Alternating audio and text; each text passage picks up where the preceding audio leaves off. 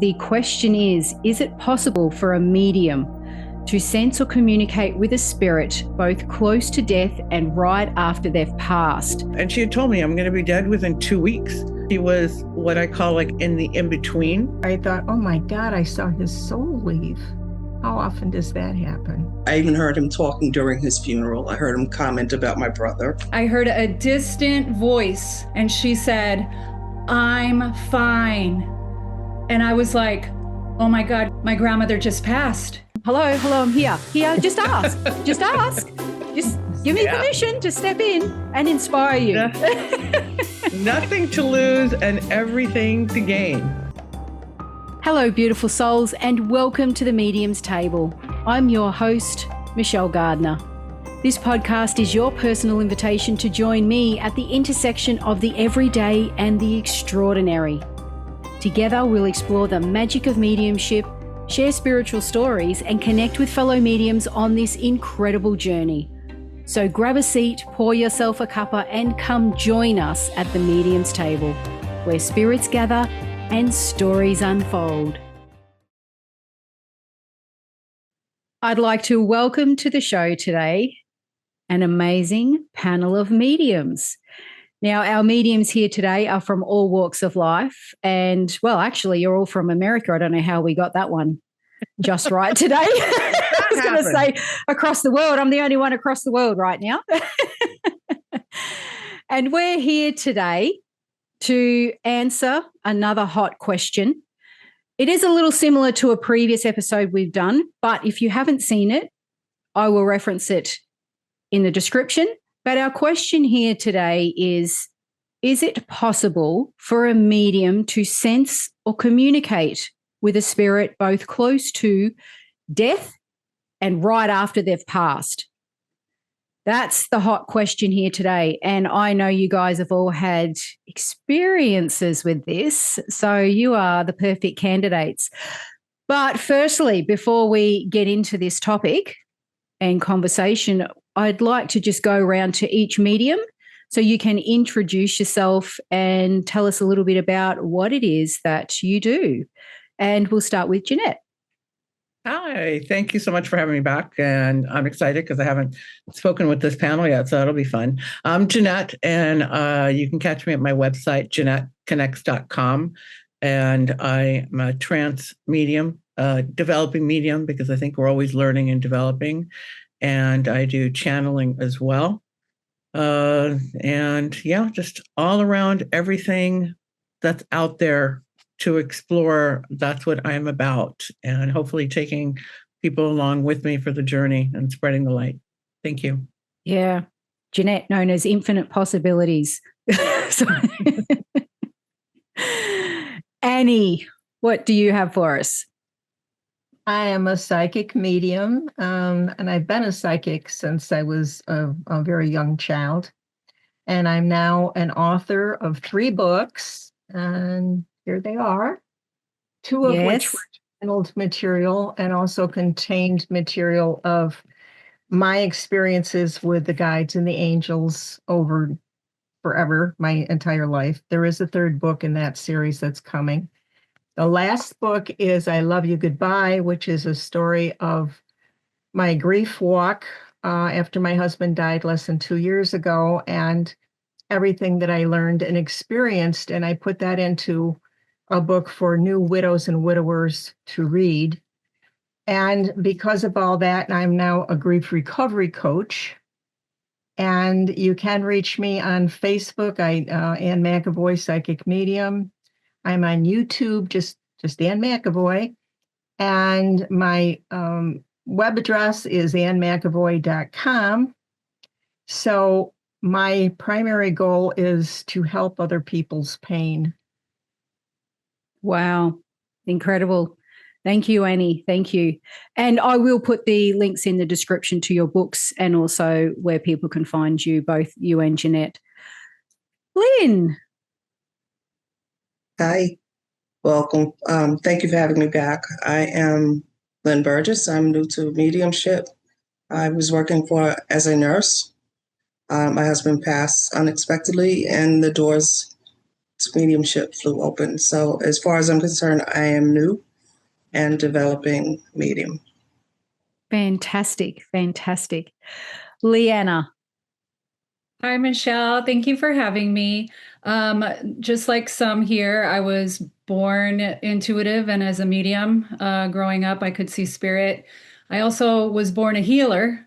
Looking back at my whole life, I also was born a healer. So I also work in the medical field. And I know I'm here to fuse both science with mediumship and intuition, spirituality. And that's one of the reasons why I'm here. Fantastic. Fantastic. Oh, well, we've got a beautiful bunch in the room today. So without further ado, let's get started. Now, just again, I will remind the audience, the question is it possible for a medium to sense or communicate with a spirit both close to death and right after they've passed? Now, I know there is a little bit of controversy around this. Some mediums will say, absolutely not. No, you have to wait. But I think there is evidence and experience that shows otherwise. So let's start with Jeannette. Right. Well, I am thinking back to when I was 19 and things that happened to me on and off, but my mother was Catholic. So this whole realm was really shut down, any of this stuff. And my grandmother had come from California. She had gone to Cuba, which was, our country of origin. And she was there for a couple of weeks. She came back and she was pretty ill. She was in the hospital here with some stomach problems. They just thought that it was the stress of seeing what her country had been to what it was now, like some 30 years later or something like that.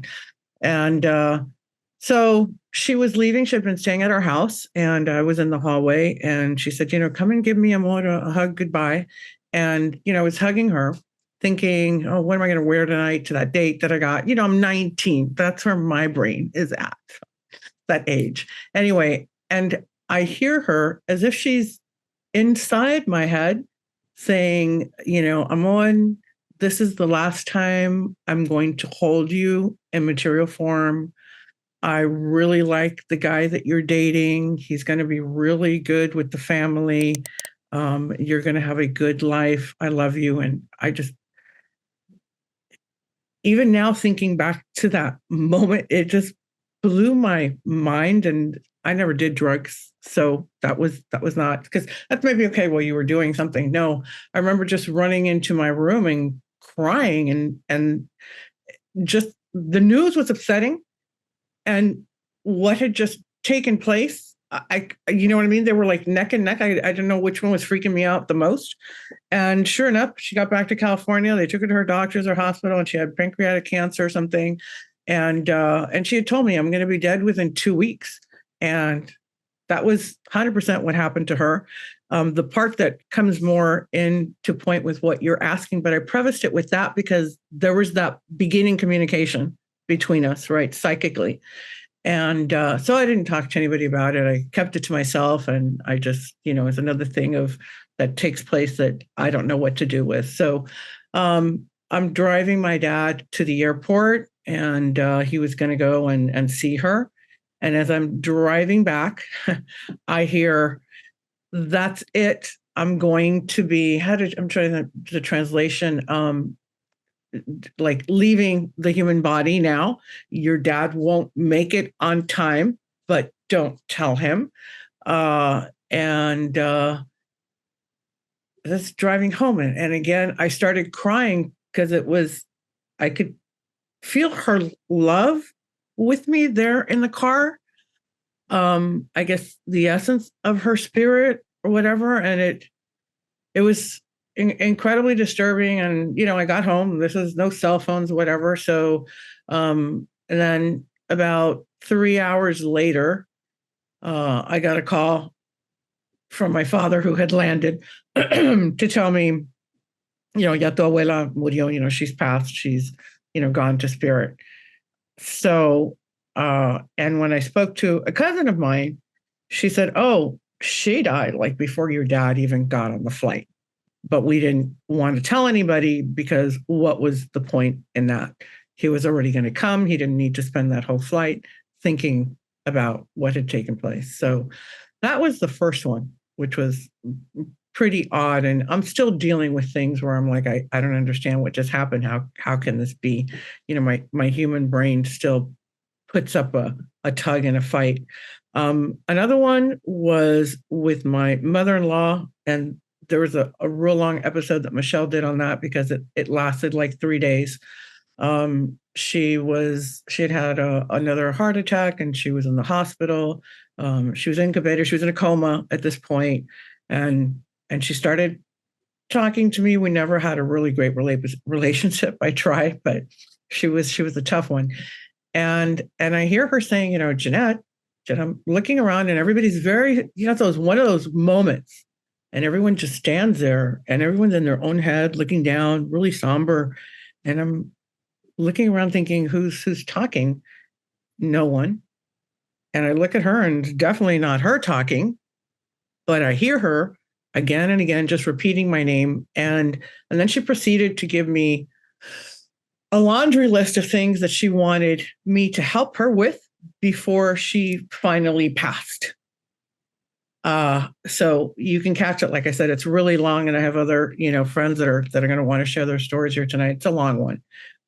So it was very interesting, though, that even upon death, she was incredibly demanding and a major pain, even when she was leaving, and even after she finally died, I thought, okay, that's it. Because honestly, it was 3 days of that. And then she came to me with little jewelry things that she wanted this to go to this person and with more to do. So, yes. So that was an amazing experience with her. And there was tons of evidence that came through as I spoke to different family members and the nanny that took care of her and everything else. That was incredibly evidential to me, which got me thinking, okay, this is pretty undeniable, some of the things that took place with her. And then unfortunately, when my husband passed, I was driving, I was away from the house, and I was stuck in traffic on the bridge over the Miami River. And kind of like what happened with my grandmother, I could just sense him in the car with me. And he was telling me, of course, that he was with his mother. I'm telling you, man, everything comes back to your mother-in-law somehow. And I'm like, and I remember just slamming my hand down on that steering wheel going, don't you leave us. We still need you. I mean, my daughter was really young. Don't do it. I know that it feels wonderful where you are right now, but don't be a selfish bastard. Come back. But I didn't get to control the end game there. But he was there, and he was speaking to me.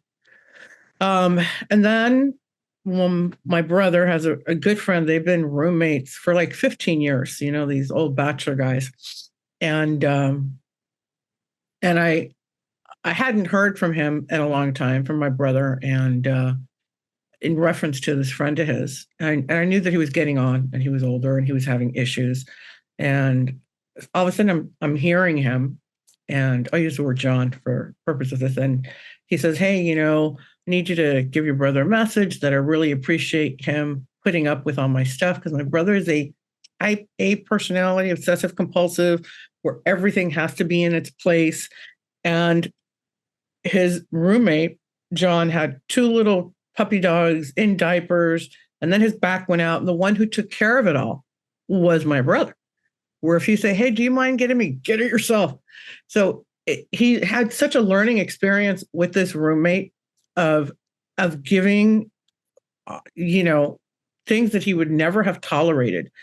And so he was telling me that he recognized how hard that was for my brother, and he was very appreciative, and he wanted to make sure that he got that across. And so I call my brother up, and he's like, oh, yeah, he's in a coma. He's doing really bad. We don't know what's going to happen with him. And okay, well, let me know anything you need. But again, my brother's very disconnected. If you don't call him, you don't know that he's still existing. So Then I call him and I go, hey, how's John doing? He's like, you know what, man, he came back and he says he remembers talking to you. I'm like, whoa, what? He says, yeah, that he was thanking you for stuff. And now he was telling me, that he realized how many times I had to clean up all the, the stuff from the dogs and et cetera, and how difficult that was for me. And so that one was really interesting because he was what I call like in the in-between, which is where my mother-in-law was for a bit. And so I called him a few days ago, knowing the show was coming up, because I don't know if he's in material or not. And he's like, I don't know. I go, well, where did you call? Where is he? He goes, well, I think it was at some rehab. I go, do you know which one? No, nothing. He has no idea. So at this moment in time, I don't know if the poor guy is actually passed on or if he's still alive. But that was one example of, him communicating while he was in, I think, just a real altered state of consciousness, because I think we're still connected to the body, definitely, but not as much as we normally are. And then the other one that was the real big one was when my husband did die. He passed on a Thursday, and we were staying at an apartment on the beach. And on Saturday, it was so completely unexpected. This guy was a 6-degree black belt. He was in peak performance. His vitals were like a professional athlete, his blood pressure and everything, probably where you're at, Michelle, I guess, if you take your vitals. And to do the simplest thing, like to pour water into a cup, I had to think, okay, take the cup, turn on the water. I had to like dissect all the steps of everything. 70% of your frontal lobe, right, kind of shuts down when you have a major shock like that. I don't understand who thought of that, because basically you should have like another 50% to help you get through it all. But it's the body's way of being able to just make it through whatever you're going through. So I'd be very livid here. So in order to go to the restroom, I really had to sit there and, okay, at the top, shut the door, turn on the light, sit, I had to go through all the steps. So here I am trying to go to the bathroom. Okay, squeeze your lower abdomen. It was ridiculous. And in that moment, so romantic, boom, in my mind's eye, here is my husband. He had this huge smile, like ear to ear, huge teeth, beautiful smile. And there he is, smiling. And I was, it's funny to me now, but in that moment, I was furious. Like if he had been in front of me, I would have smacked the hell out of him. I was so angry because I'm sitting here and he's super happy, elated. He was like a 3-year-old on Christmas morning. He was so happy. And I sat there feeling his emotions and thinking, oh my God, what? And then he said, this is amazing. And he said this one thing to me. I had always told him about these things that had happened to me, and he would tell me, I believe that you believe it. Okay. That did not help me at all. But that was his way of like not really arguing about it. Like, and I would tell him sometimes, let's agree to disagree. Okay. We're very different in our ways of seeing the world. So he goes, Junior, you were right. It works. Junior was his nickname for me. He was an attorney and a CPA. When we would get into a discussion, I was like, let's understand each other. Let me feel your point of view. Let me make you, or at least comprehend where I'm coming from, even if we don't agree. He was all about, you're right, I'm wrong, you win, I lose. Always, always. So that was exactly what he said to me. You were right. This works. And that was it. And then he was gone. And I was left there on the toilet seat, wondering what the hell just happened, and how could he be so happy and so elated? And it took me months to figure out, because when they first go over, colors are incredible. They're on a high that I think on this earth's plane, nobody can experience. And so that's where he was coming from. And I think probably a whole different perspective of how we see our lives. And he probably sees it like he came through to several people. She's going to be okay. She'll be fine. And I'm like, oh, I haven't been fine. I'm still having difficulty with this, but they see it from such a different perspective. I think at this point where I'm at now, I get it. But yeah, so he came through loud and clear. I don't know what the variables are for people to be able to do that, because a lot of times, like I've tried reaching out to a grandfather for my son-in-law, and crickets, like, I don't know, but he was incredibly religious anyway. Recently he popped up somewhere. Recently he came to me and said something, to pass on to his grandson, but that's been like 3 years. So it took a while because I would reach out for him, but get nothing back. So I don't know exactly what the rules and the regulations are, or if it depends on where they're at when they pass. I think that's a big part of it, is where their head's at, and if they've had exposure to any of this type of, metaphysical stuff and spiritualism and whatever. So those are, in a nutshell, my experiences thus far of the ones that I can remember, and they're something. So yeah, I would say most definitely they can be reached, or they can reach out to you when you're sitting on a toilet. But yeah. So again, that's why, joking around, limitless and all possibilities. I don't put any holds on what's out there and what can happen, or how, or with whom. Yeah. Thank you, Jeannette. And do you think that perhaps one of the major parts to that is that the recipient, being you or anybody else who receives these type of experiences, needs to be open?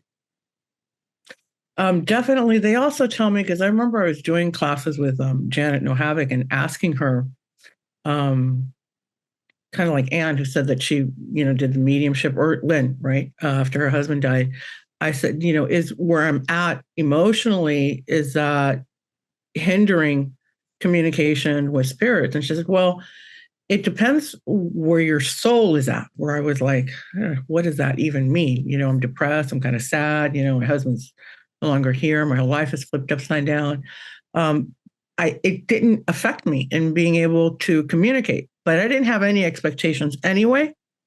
I do know that I think, as comical as it is, as I was sitting on the toilet when he came to me, I think I was so concentrating, on my body, on something just really primitive. I wasn't thinking of how to get the Catholic Church to open up now the pandemic was ending, to do his mass. I wasn't in that. I was in a very simple, open mode, because I think there's so many things that you have to also organize when something like that happens. So all I needed to do at that moment was remember how to go to the bathroom. But I'm not kidding you. I'm not saying it for laughter, but it's like, okay, press. Yeah. Okay. I mean, it was like that. And I think that was an opening for him, where I really wasn't thinking of anything other than a simplistic bodily function. Yeah. And it's interesting that you say that, actually, because I've never thought about that before, when you say that was that one moment where you weren't thinking about everything else. It's almost like when the mind, when there's a break in the thoughts, so to speak, or the everyday emotional jargon that and chaos that goes on, that they can come in. So that's a good point. When someone's grieving and they have those moments. How they say meditate and everybody gets the monkey mind. Well, when something like that happens, forget monkey mind. I mean, it's like complete chaos that happens in your mind. Yeah. When you're projecting into the future without that person, you're in the present. Like, how am I going to do this? I mean, it's overwhelming. So I think that's why some of the body parts kind of like dial down, so that you can function through that. Yeah. Wow. And I'm sure there's plenty of people out there who are listening now who completely understand what you went through and can resonate with that story, and also the other stories that you've told. And you've had so many experiences around this, which is incredible as well. So many experiences. The mother-in-law one in particular, that's an interesting one for See the eye roll? That gives it away. That is a dead giveaway right there where that one went. That was a really interesting story. I will reference that in the description for people to definitely go back and watch that one. That was a real doozy. That's like, what? She said she asked you to do what after how she treated you? But you never know what you don't know until it happens. So yeah, wow. Thank you, Jeannette. Annie, my friend. What do you have for us? Well, first of all, again, thank you for having me on the panel. I actually wasn't going to start with this story until Jeannette started talking. So I could have started. You're welcome. Backwards. And it was directly after 9/11, and I'm originally from Syracuse area, about 5 hours away from New York City. But in that time, directly afterwards, if you remember, there was this cloud of white dust that was circling the earth that was part cement building and part building and people and part whatever.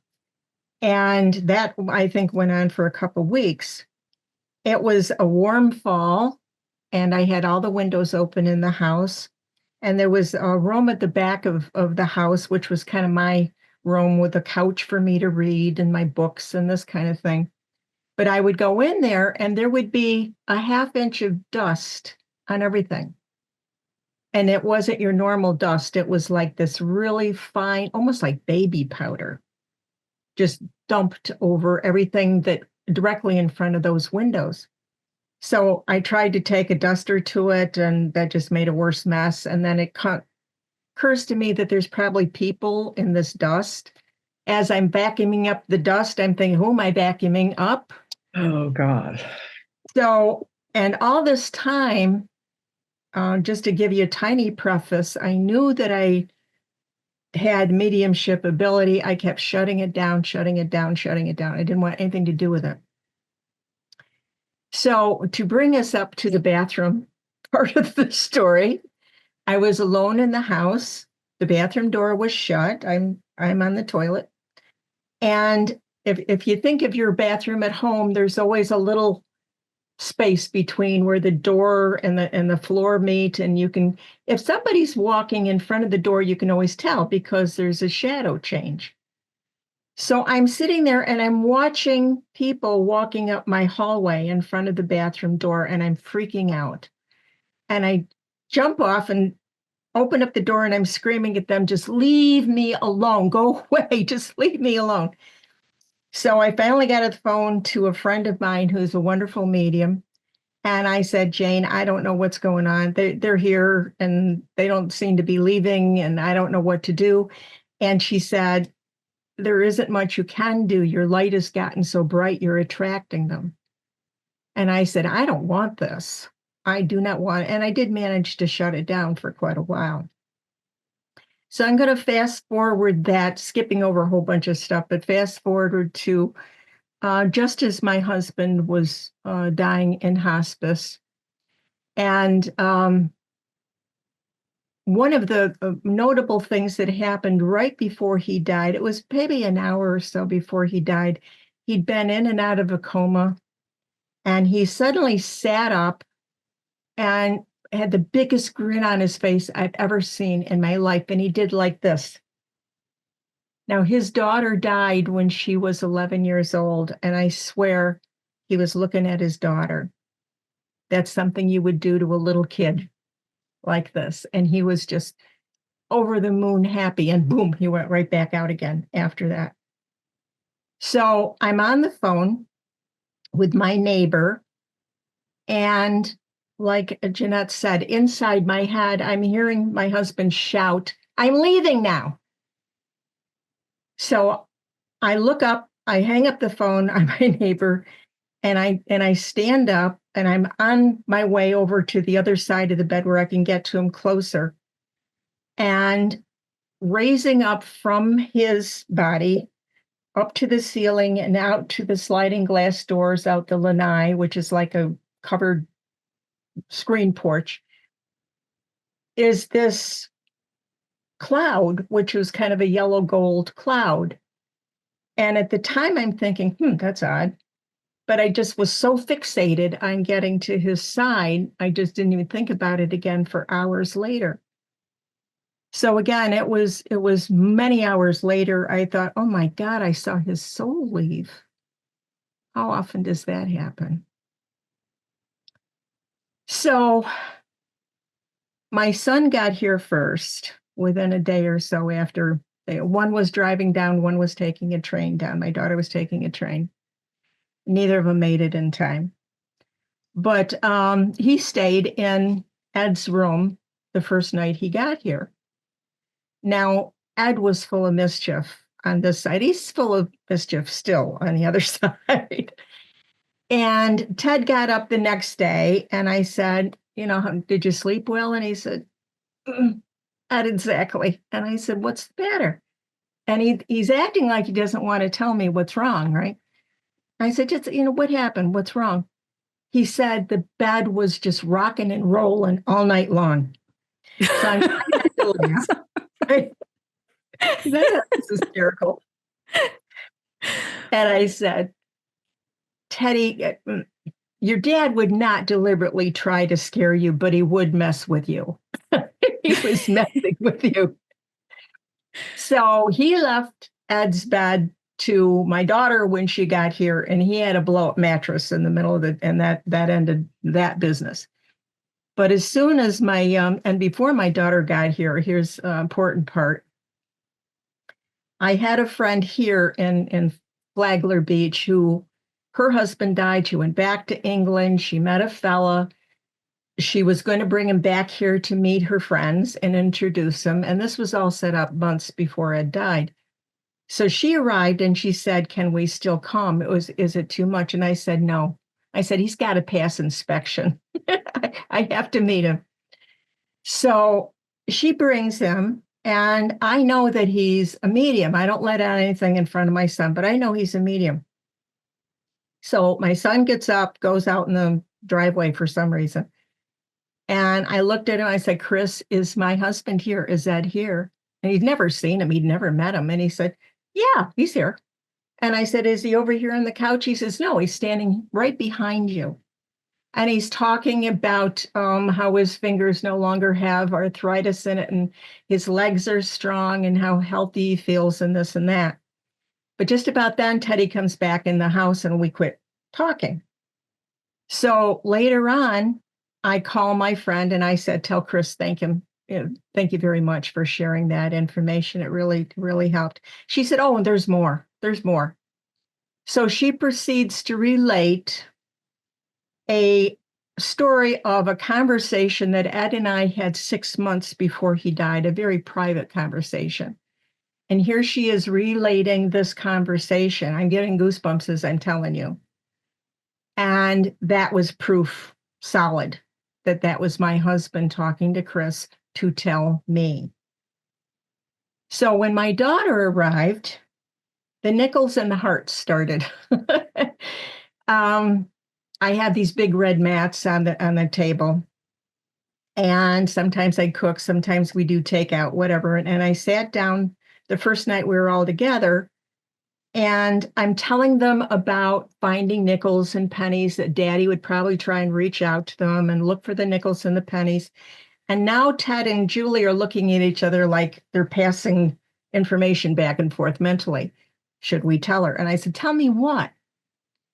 So my son said, did you leave a nickel on the bathroom sink in the guest room? And I said, no.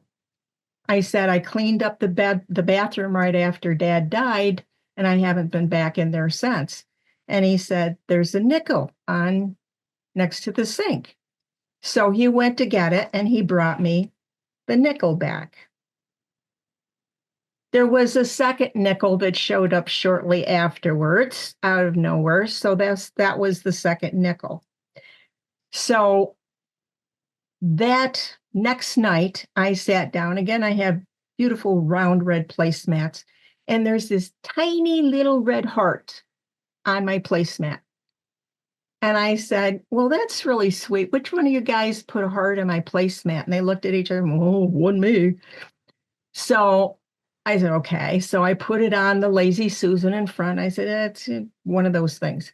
The next night I sit down, there's a second little red heart on my placemat. I said, come on, you guys, which one of you guys is doing this? No, we're not doing it. Since then, I found several red hearts, sometimes on my desk here, sometimes right behind my chair. I never know when I'm going to find one. I'm making a little collection in this tiny bag of the little red hearts that I have found. One of the, and actually Jeannette touched on this a little earlier tonight about feeling Ed. I started hearing Ed almost immediately, and I heard him that night. And I had tried to get myself good and drunk, and it didn't work. It just didn't work. So I went to bed, and I'm hearing voices. It was like somebody had left a TV or a radio going someplace. And I got up and I said, I must have left something on, and I couldn't find anything on. And I went back to bed and I started hearing the voices again. And I said, okay, all right, because there was a male and a female voice. Female was most likely my sister that died a couple years before Ed. So I said, okay, they're here. I can't understand what they're saying, but they're here. I've heard them talking since. The light behind, it just flashed, you little stinker. The light behind me, the first couple of weeks after he died, I would walk in the room and the light would flash on and off. And I was in such a brain fog. And Jeannette knows what I'm talking about. And Lynne knows what I'm talking about, the brain fog. It didn't even register. I just said, oh, the light's blinking, and that's about it. And then I know better. I know that's one of their favorite signs to say hello is to blink a light at you. So that was going on. About 2 months after he died, I spent $100 and paid for a session with JVP and James Van Praagh and Kelly White, and it was some kind of special they did. You paid $100, and if you were called on, you got a mini reading. And it got to be about 8:45, and I thought, oh my God, they're not going to call on me. They're not going to call on me. And then Kelly White started in first. She says, I got this cop here that just won't stop. He has to talk to his wife.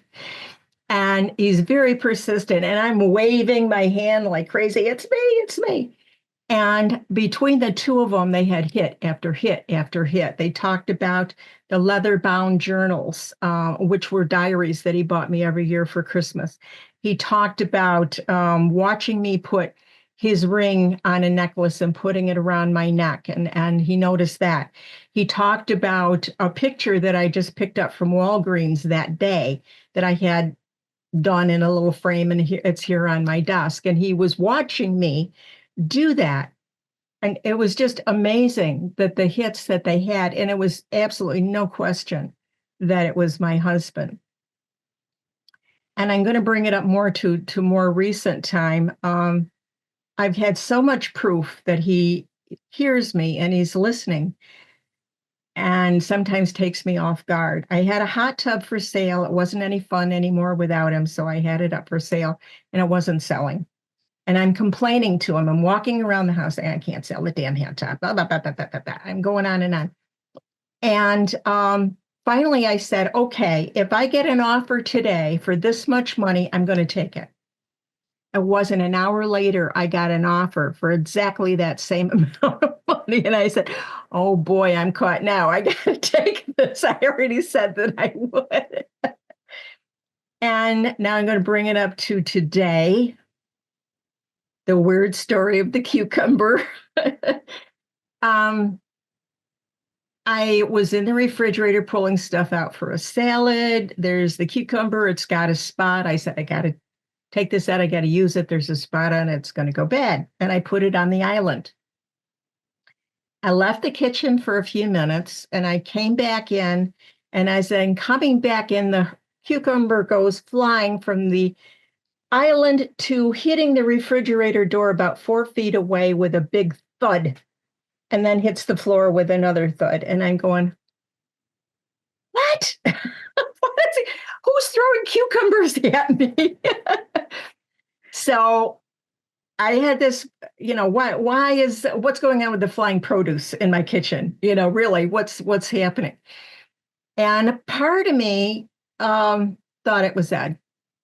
Because again, I'd been in the kitchen talking to him. I had something I was going to do tomorrow, and I was a little iffy on it, whether should I do this or not do it. And I said, Ed, if you think I shouldn't do this, you have to give me, you have to give me a sign with neon lights flashing and, the band playing and the whole business to get my attention.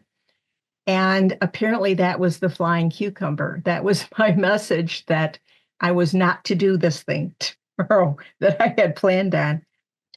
So to put all that into a nice little package with a bow on it,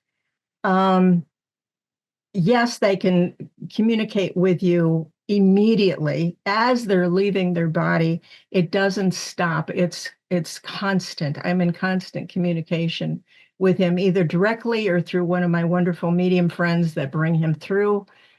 It's really a blessing.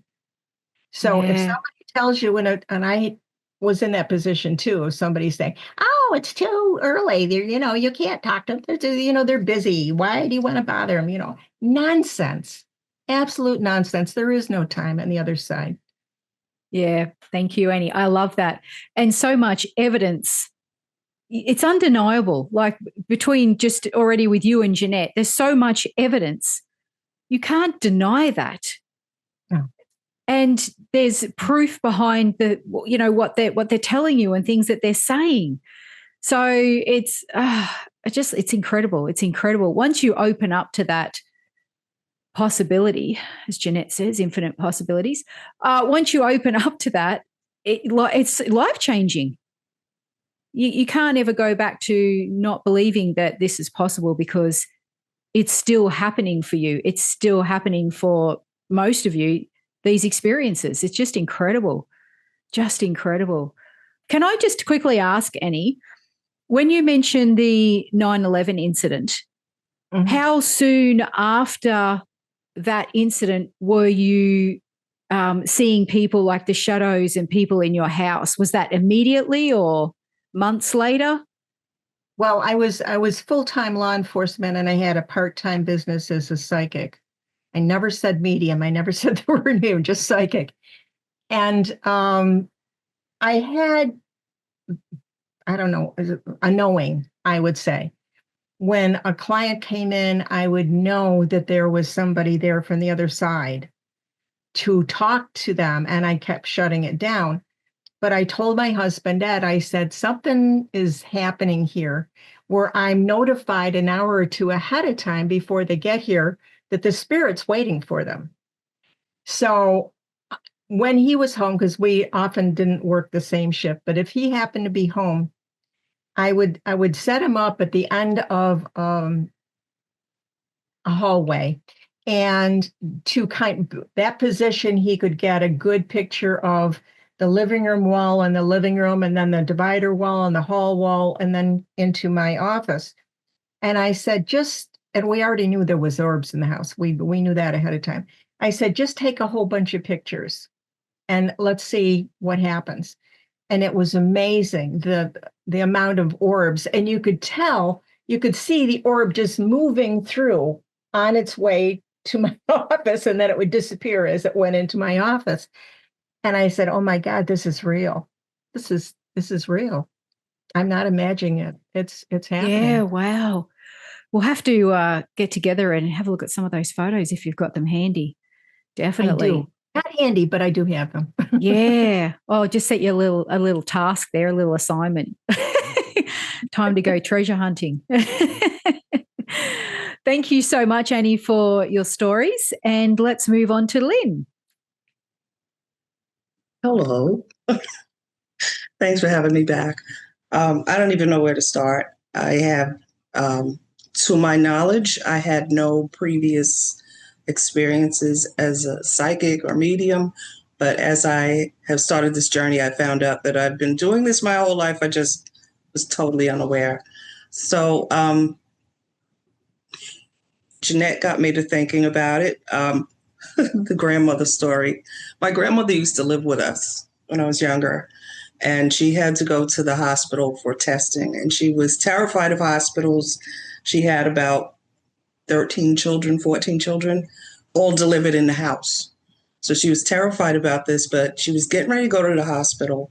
And I was 13, and my sister and my cousin could fit in the car, and there wasn't enough room for his sister and myself. So I stayed home. But I remember when she left, looking out the window and seeing her, and then something said, go look at her again, because it's going to be the last time. So I did look at her and was like, yeah, that's your imagination. A few hours later, we get the call. She passed while they were admitting her during the interview. And I was just like, oh, wow, that was like unexpected. It was my father's mother. So it was after the funeral, I had a dream that I saw her. And she was in the backyard, and she told me, tell your dad I didn't die. So I told him, and that was it. So that was my first hint of something going on, but still ignored it.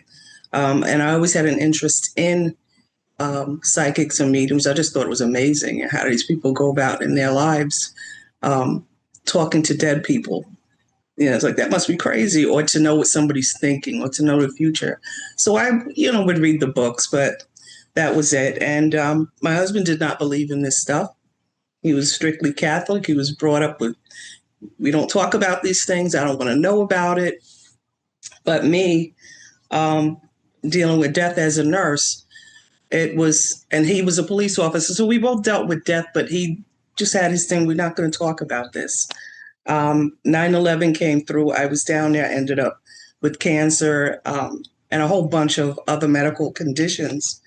So here we go with COVID. COVID hit. We were the first ones in New York to get it. We got it the worst. And he comes up to me one day and he goes, it's time for you to leave. So I said, I just got another 18 months. I get my whole pension. I'll be done. And he was like, Lynne, they didn't give two S's about you when you had cancer. Nobody cared. You can't take COVID. You're always sick. This will take you out, and I cannot lose you.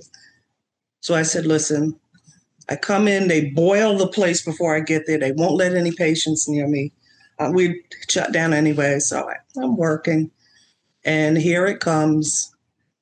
We're just starting Omicron. So we had already got past the first one, the first round. Nobody in my household caught it. I wasn't allowed out the house. I could only go to work and come back, and no, you can't go anywhere. All right. So I asked him, because I was always sick. And I'm sorry, cops and nurses have morbid conversations. So I was driving to work one day, and I said, and I'm older than my husband. So I said, if I die first, and it's allowed, and it's permitted, will you want me to visit you? And he goes, no, don't do that to me. No, I'll see you on the other side. So I was like, okay. Left it at that. So here we are. It's about a week before he passed, maybe a month. I dreamt he died. But I woke up and he was there. So I was like, okay, that was a horrible dream. And I never told him, because I knew it would scare him if I did. So I never mentioned it. So it's like maybe a week before, he went shopping and we're unpacking the groceries. And he says to me, and we were talking, and he's just throws it in there. He says, so Lindsay, I bought this crossing spray. So I said, well, what is that? He said, I got it from Amazon. And I said, well, what is that? And he says, it's to scare away anything evil around here. And I'm like, I stop and I'm looking. I was like, what? He says, well, he watches TV late at night in the living room, and I'm sleeping. And he says, been seeing these shadows on the wall late at night. He said, and the cats go crazy. So it's like a split second, everything stopped. And I remember looking him in the eyes, and we went directly back to the conversation as if he didn't even tell me this. All right. So here we are, Valentine's Day. And I'll leave out the details and whatnot. Anyway, So we're in here talking. He had just finished dinner. I've just finished dinner. We're sitting there and we're talking and making jokes. And it's funny because somebody else said this to me a few weeks ago, and I always wondered if that's what I thought it was. He belches and he moves a certain way and then closes his eyes. And I found out recently that was his soul leaving. But anyway, did I know? No. I'm like looking at him and I kind of laugh because that's not him to just belch. So I said, I kind of laughed and I said, "You okay over there?" He doesn't answer. So I said, "Are you okay?" And I get up, take his pulse. I'm trying to open his eyes. And, I call my daughters and we get him on the floor. He passed the day after that. I was with him for the 15th, sat with him all day and, talking to him and like, "Please tell your mother it's not your time." And then I got the call the 16th, he passed. And then that night, the 14th, we get home like 2 a.m.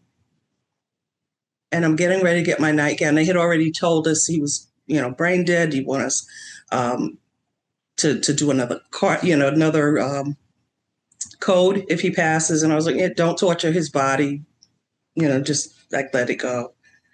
So we go home, and I had already told my daughter was with me, and the first I have to go back, so I'm all over the map. When we first came into the ER, the lights went out, and anybody who knows hospitals, lights don't go out. Lights went out, and then they came back on. So I just looked, and I looked at my daughter. I said, "That was Daddy." So she was about an hour or so later. The same thing happens again, and I knew it was him.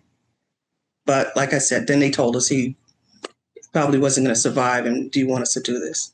So when I get home that night, or it was like 2 a.m, I'm putting on my nightgown and I heard, "It's beautiful over here, Lindsay, just like you said it would be." So I stand up and I looked around and I was like, okay, that was his voice. And then I was like, well, you're in shock. It was sudden, this was unexpected. And I ignored it. But then the next day I was looking for something and I heard, "Well, did you look over there on the floor?" And when I turned around, the object was on the floor. Next day passes. I had asked my daughter, because it was 9 degrees at that time. She was going out and I gave her my debit card. I said, "Could you get like $500 in cash? We're probably going to need some stuff in the house." She brings the money home and I don't know where I put it. And I thought about it late at night and was like, what did I do with the money? So she sees me. She gets up early to go to work.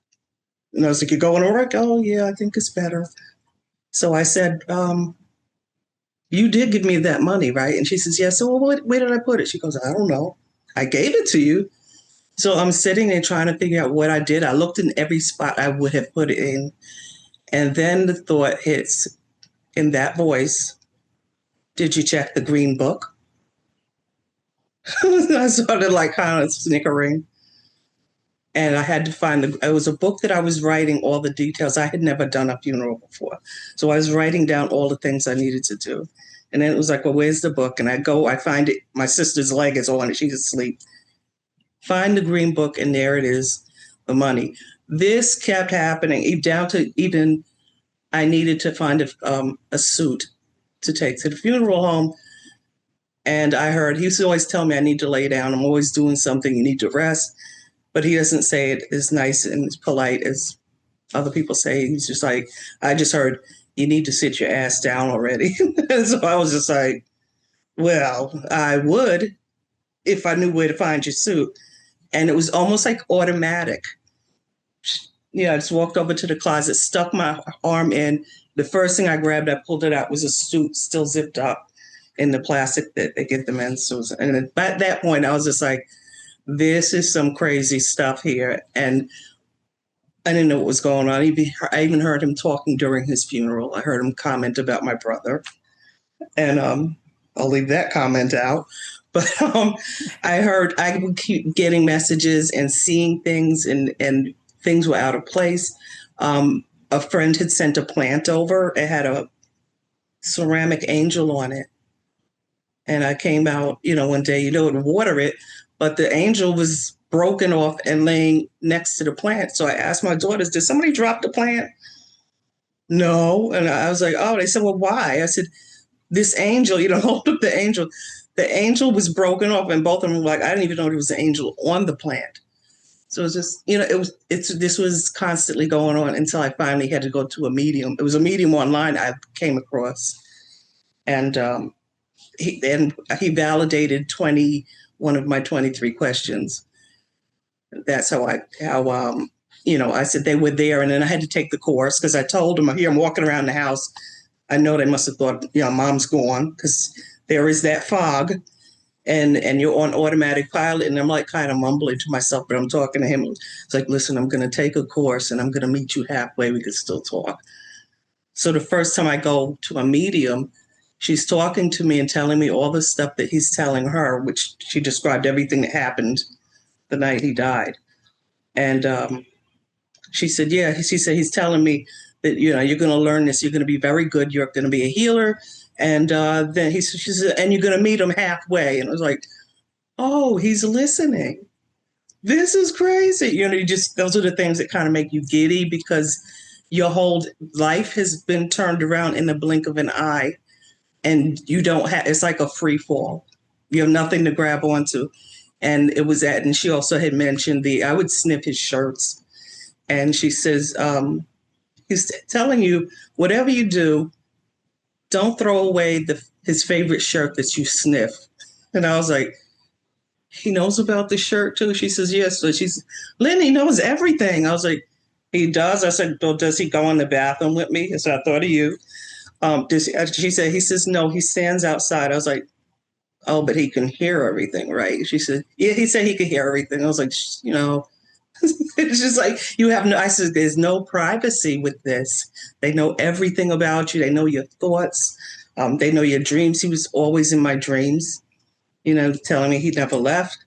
So, but that's pretty much it. Like I said, I'm very new to this. So to me, everything is new. It's like opening up Christmas gifts, stuff you didn't expect. You're like, yeah, I knew I wanted the coat. And then you find out you got a bracelet and these boots you like. That's what this is like for me. It's just opening up one thing after the other. Yeah, and, thank you, pretty Lynne. much. But they do come in. He came in it was less than 2 hours. And wow. The books that I read said you had to be at least 6 months, because they go through the review, life review, and you're not open to it because you're in shock and you have grief, so you wouldn't hear it. But I heard it. And saw it. Yeah. And again, that's now 3 people on this panel that have hard proof to confirm that they are coming through either before, during, and straight after. That's incredible. I love that. And it's amazing how you guys all have similar experience. And I'm just going to say there's now a whole global group of people who won't go to the toilet now because there'll be spirits at the door. You even think of it in the shower. It's like, well, okay, so we showered together a couple of times. But still, come on. I mean, you just, it's funny because my sister termed it, the loss, as your whole pocketbook has been turned over. And any of you who have had your bag turned over and everything falls out, I was like, she's right. You just feel like your pocketbook turned over. So, but it's also they know everything that's going to happen. Yeah. And one of his comments, which I keep it with me, is none of this is by chance. So nothing that happens to us is by chance. Yeah, that's it. And for those in other countries that may not understand what a pocketbook is, because I didn't, my husband's American, and when he said that to me, I'm like, I don't have a book. What are you talking about? A book in your pocket? Why would you have a book in your pocket? And what do you call it? It's a handbag for the ladies of Australia. Call handbags too. Just to clarify that. But yeah, I find the humorous part of this, probably not in a ha-ha funny way, but the whole toilet thing is so prominent. And there's just, after people have listened or watched this, how many of you are going to go to the toilet and just watch that gap under the door? Well, have the door open so there's no surprises. Yeah. Oh, I love it. I love it. Thank you so much, Lynne. Leanna. Yay. Thank you for having me, Michelle. And thank you for you ladies for sharing your stories. I wanted to touch upon a little bit of what Jeannette was saying, just to talk about consciousness, because you ask immediately before and immediately after if you can talk to spirit. I have friends who tell me, who are mediums, that I travel to them while they're sleeping. And they say it's my higher self, it's my higher consciousness. So I do definitely believe, and have had experiences with the higher consciousness in regards to what we're talking about. I would like to start, though, like when I was younger, when something did first happen to me. So just like Aynne as well, and probably Jeannette as well. Oh, no, Jeannette, you mentioned it as well. This happening to you at a young age, and you're like, nobody can relate to you. What's going on? Nobody talks about this. I was also raised with parents that had followed the Catholic religion and things like that, and nobody talked about this stuff. And so I'll speed up to college. So I'm in college. Okay. I'm trying to get out of a test. Okay. I didn't study, and I'm at my dad's house, and I'm like, what excuse am I going to make so that I don't have to go to class? And in my head, all of a sudden, my uncle comes into my head, and I get, my uncle died. And I'm like, that's horrible. How does that thought just come in my head? I don't wish that upon anybody. Why would I think my uncle just died? I said, I'm not going to use that excuse. I'm going to figure something out, or okay, maybe I'll just have to go. About a half an hour later, my stepmother comes to the door, and she informs me my aunt called her and told her that my uncle had just passed. And so I was immediately floored at that time because of not understanding any of this and being that young. The guilt comes on. Did I do this? Things like that. Looking back now, I actually remember feeling something and then having a knowing that my uncle just passed. And my uncle has been following me, which is a good thing, not a bad thing, not for me, has been with me since he's passed. He travels a lot with me, and a lot of people will bring him up. Going forward, let's talk about my grandmother. My grandmother on my dad's side, we had a really close bond. And, one of the reasons why I got into the medical field wasn't only because I would get sick a lot, and both my parents were in the medical field, but what would happen to me or other family members if anything happened to my parents. So she was sick a lot as well, and I wanted to learn and see how I could help her if other people couldn't be around. She got very sick. She had a pacemaker and defibrillator. And for some of you, it's something in the heart that helps you with the electrical battery of your heart to jumpstart it or keep your rhythm going. And we were in the hospital. And I believe that the higher consciousness, I know this isn't the story, but it is about the fact that she came to me before her passing or right at her passing. But I believe our higher consciousness can actually make certain things happen. Like Aynne was talking about, the manifestation of the nickels and the little hearts and things like that. Or when you have, a hummingbird, the energy has been pushed to the hummingbird to come into your presence. I feel that she orchestrated the whole situation for herself, which is really good in regards to who showed up to the hospital, because normally that wouldn't have happened.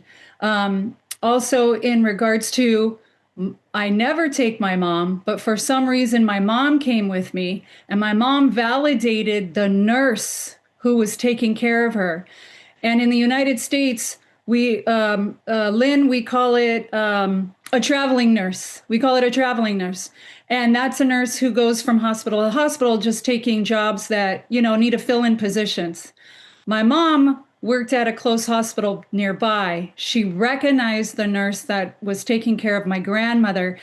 And my mom said, Leanna, your grandma is in great care. This is my angel. And I was like, oh my God, she's going to pass tonight. And I looked around, and one moment me and my twin sister went into the room with my grandmother alone.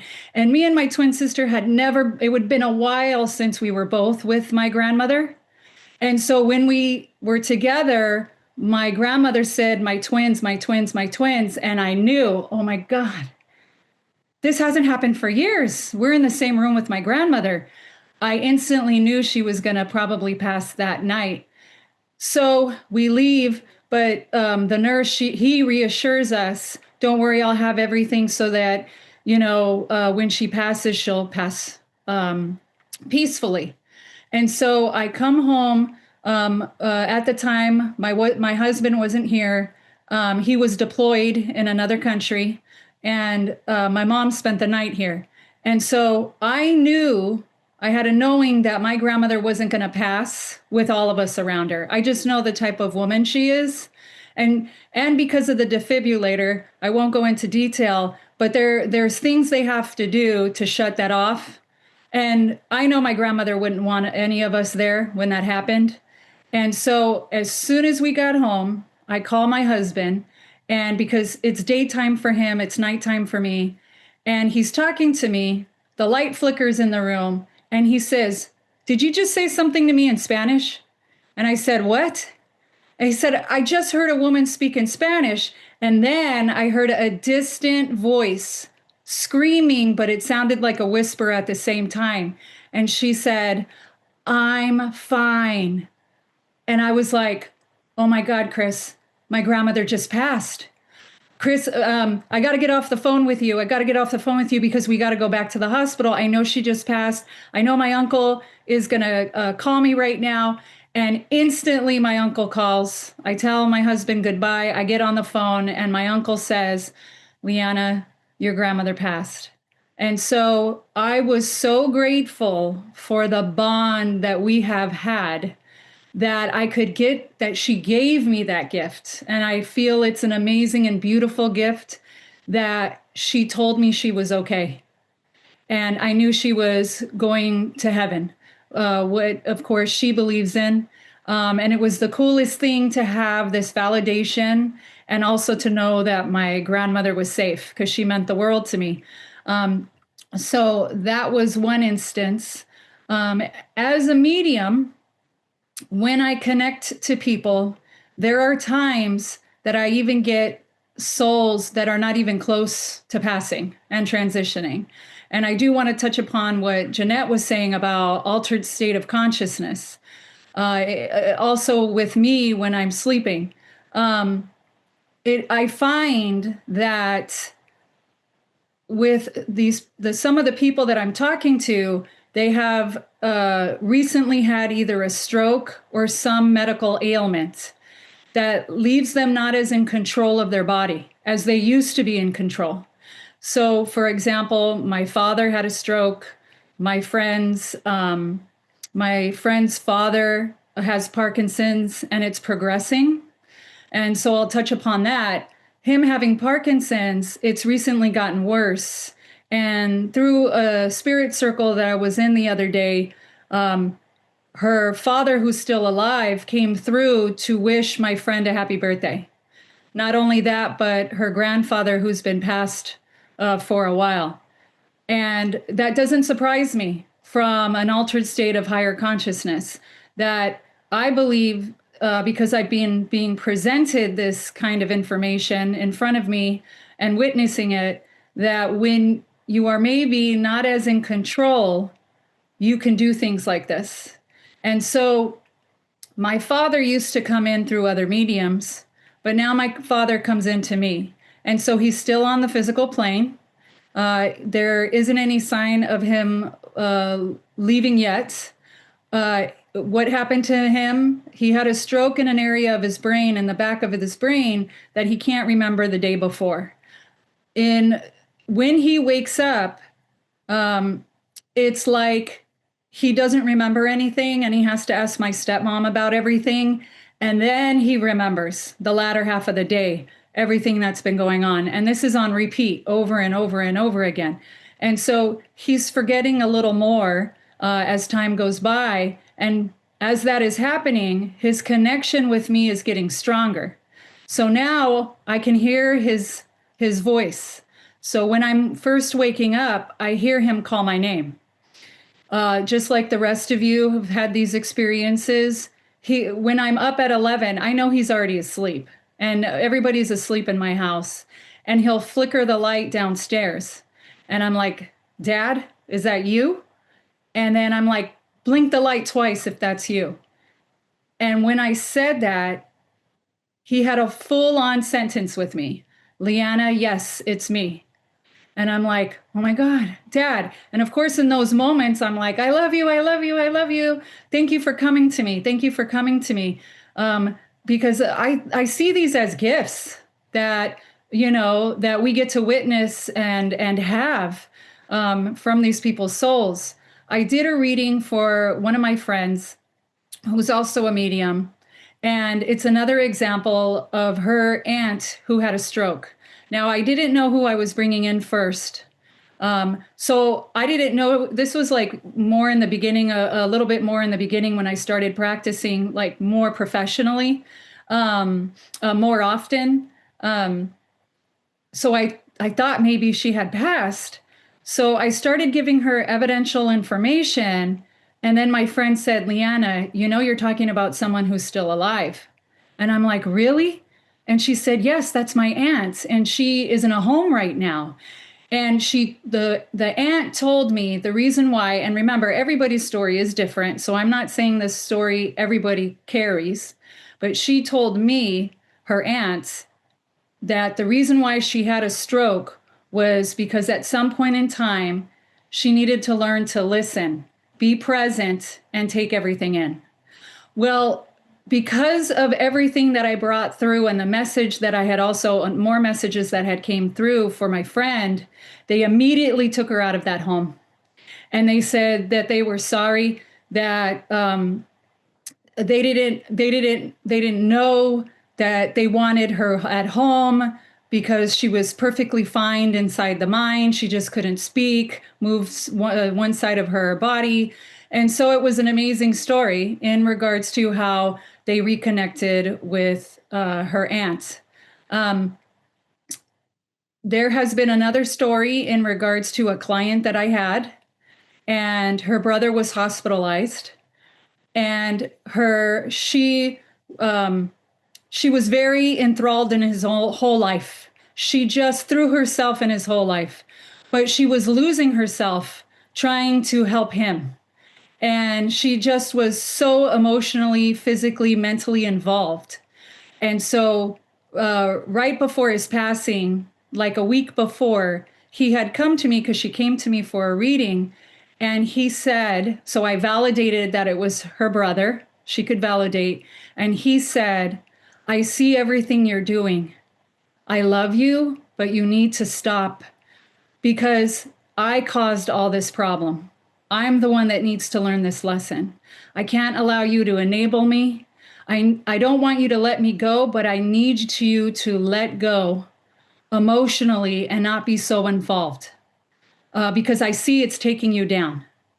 And then a week later, he had passed.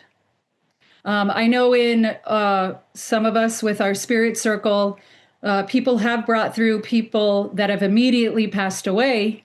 And we have brought in some evidential information that this person who just recently passed away has given us. There are times immediately passed away, though, for me, not for everybody, because I can only speak for myself, that sometimes it feels a little more difficult, just depending on the soul, to get a lot of information out when they've recently passed. That's just my experience at this point in time. One example, when I wasn't reading, but that was my grandfather. What happened was this was before, because at some point in my life, I had shut this down as well, this ability that we all have. I was taking care of my daughter. She was about 18 months, and we were in her toy room, and I heard something crawling or crackling on my ceiling. And I was like, what was that?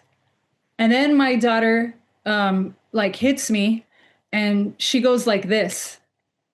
And I'm like, what? And she says, Papa, Papa. And I'm like, wait a minute, my dad? Like, well, because this also runs in my family. So I wasn't going to be surprised if my daughter had this ability, because it does happen to a lot of like nieces, cousins, sisters, things, brothers, things like that. Because I did also find later that my father has had this ability, but he didn't share it with me until later in life. But I'm grateful he shared it with me finally. But she goes, Papa. So I'm like, is it my dad? And she shakes her head no. I'm like, is it Chris's dad? Is it my grandfather? And then she goes, God, God. And I'm like, what? So the next day, I got a booking with a medium. And so this was a week, just a week that he had passed. And she was able, first, she brought in my uncle that loves to be with me, which I love him being with me. He looks out for me. But then my grandmother came through and she said, my grandmother is now bringing through your grandfather. And I was like, which grandfather? She's like, her husband.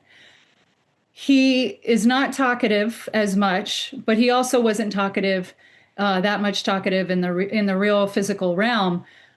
But he is also having a little difficulty talking on the other side because he's new to this, but he wants you to know that he's okay and he's at peace, because I know you were worrying. And yes, it is your grandfather.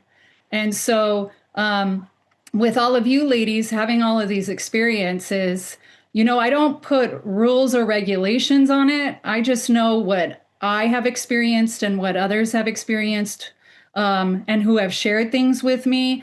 But I keep an open mind. I believe anything is possible.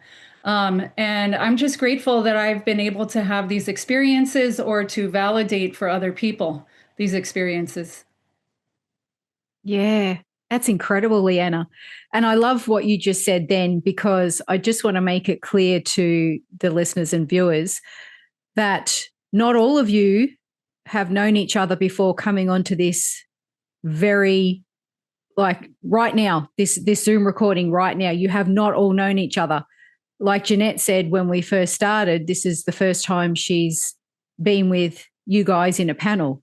And some of you, the first time you've met each other. And we got on 10 minutes beforehand, so there was no time to go over stories together or, get to know each other. It was just, let's start recording. So I really love that you say that, and how each of your stories has referenced or crossed over with someone else's story to provide further confirmation, proof, evidence that, again, like you said, Leanna, with consciousness, it's just incredible. It is incredible. And the proof is there. There's 4 of you telling similar stories, different, but some of them similar occurrences.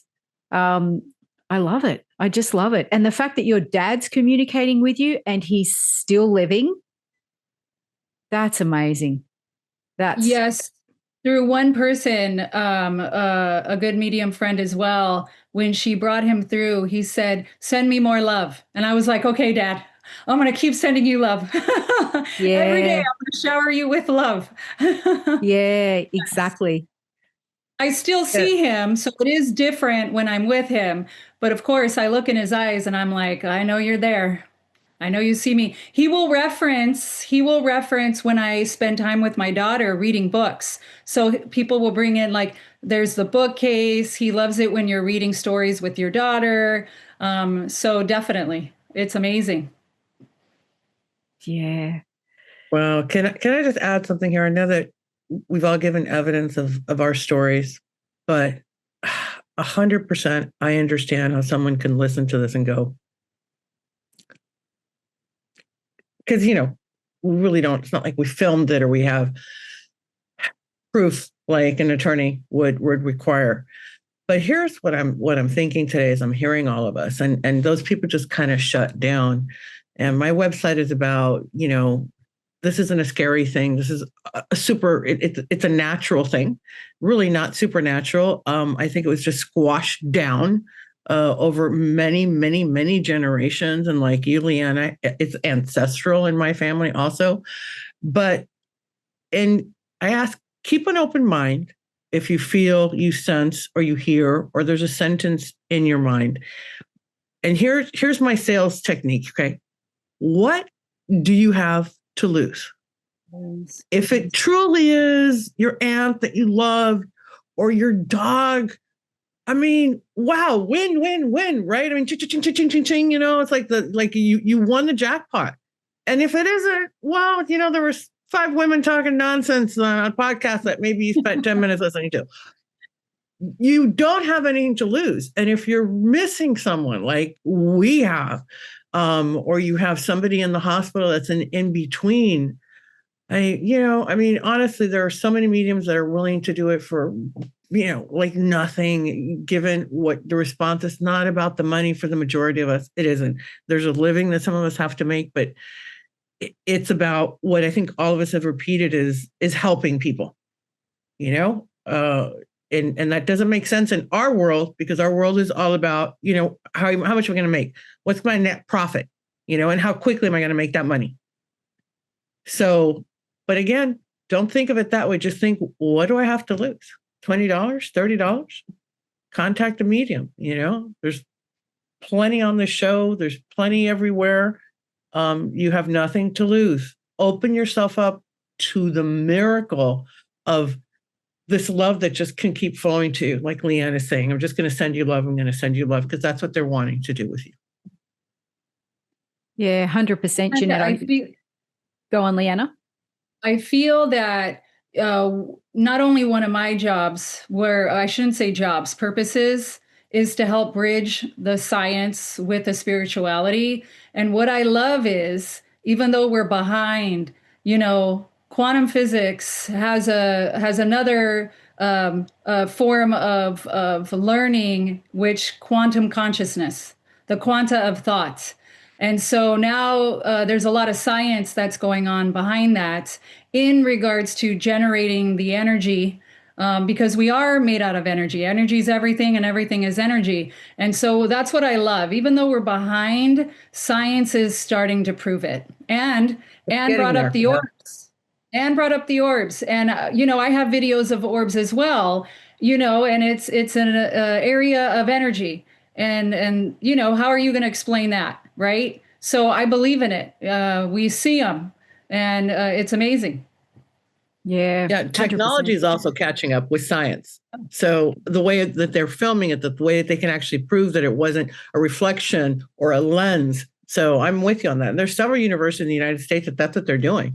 I love to follow all of that, because it backs it.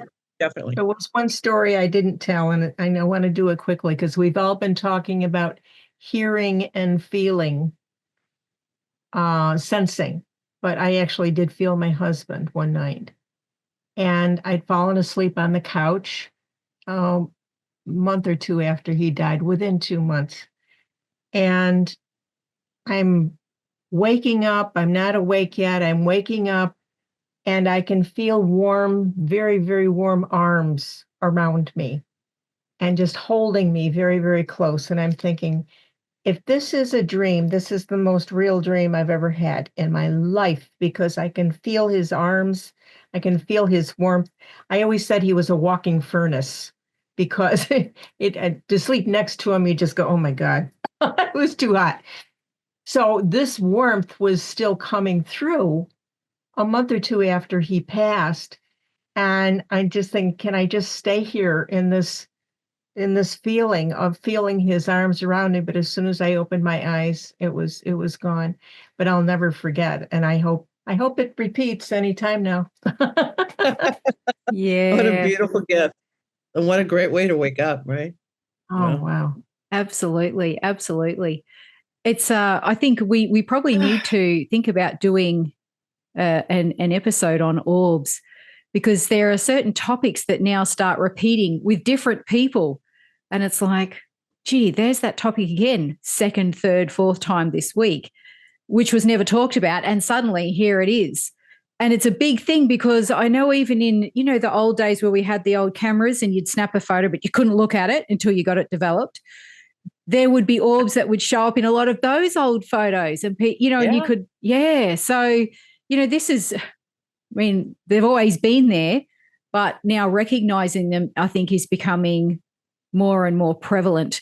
People are now looking and I think for me in what I'm seeing, what I'm hearing, and with the people that I talk to, people are becoming more and more open. They want proof. They want to know, though, but they're so curious, so many questions. And I think this is where many seeds are being planted. And if your seeds were already planted before listening to these ladies, I hope now that they are now being nurtured, watered, and they are growing, and your curiosity is getting bigger and bigger to start exploring that spiritual aspect, side, whatever it is that you feel drawn to for yourself, for those that are listening and watching, because this is where, I call it, this is reality. This is the reality. This is where we came from. This is who we really are.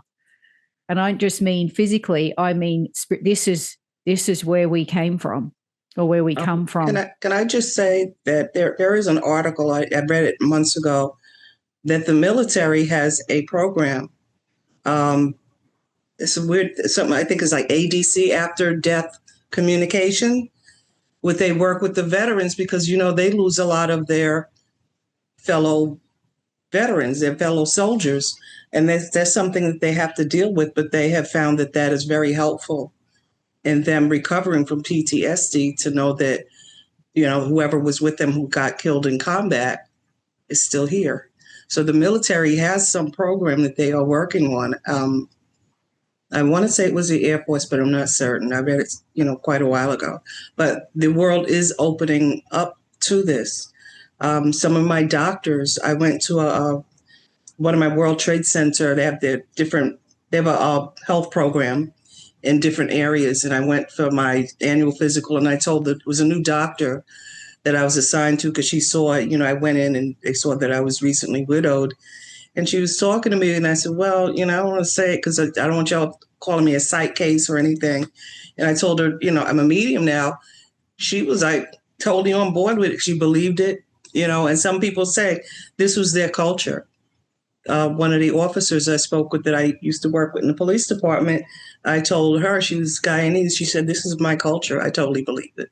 So not everybody's close to it. I'm here in New York. It's not a big thing here in New York. Look at you like you're a fruitcake.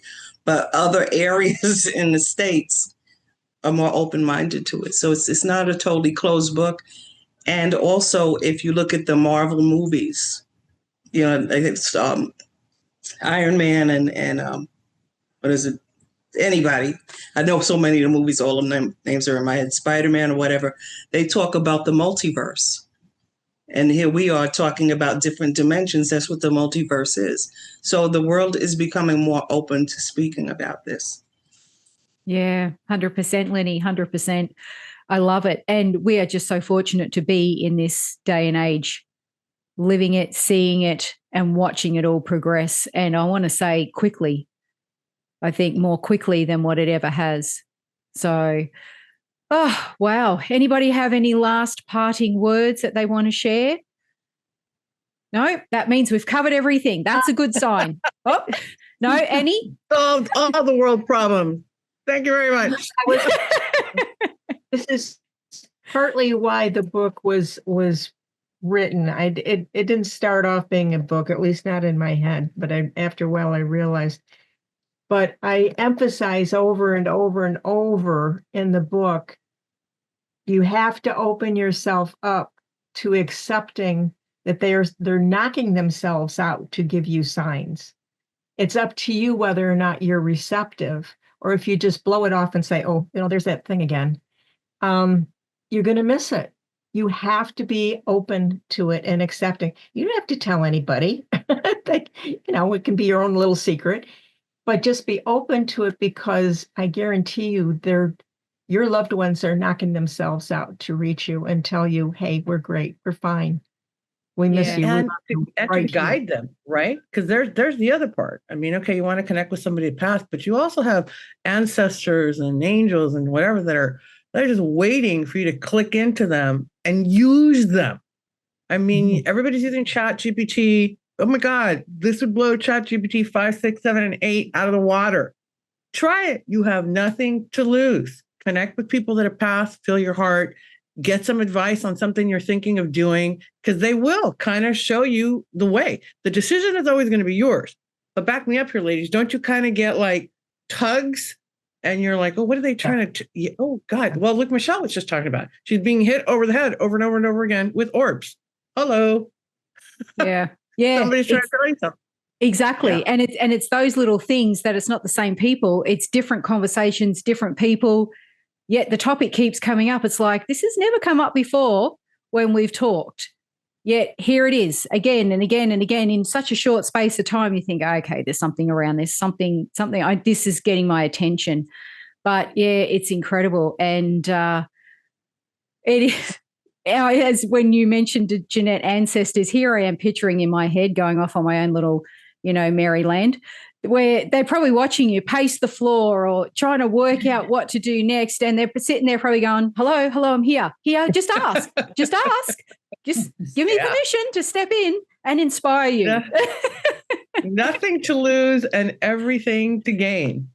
Yeah, 100%. Go for it. 100%. Yeah. Exactly. Oh, thank you so much, ladies. It has been a pleasure. The stories have touched my heart. I've had goosebumps so many times. I think the hairs on my arms have fallen out. It's just been fantastic to have you all join us. And trust me when I say this, you will get more messages from me going, hey, when are you going to be available for the next panel of mediums? So it's coming.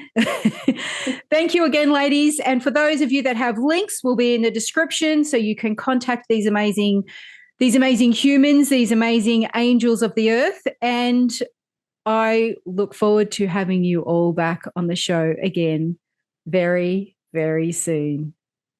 Thank you. Bye. It was fun, guys. Nice to meet you. Bye-bye.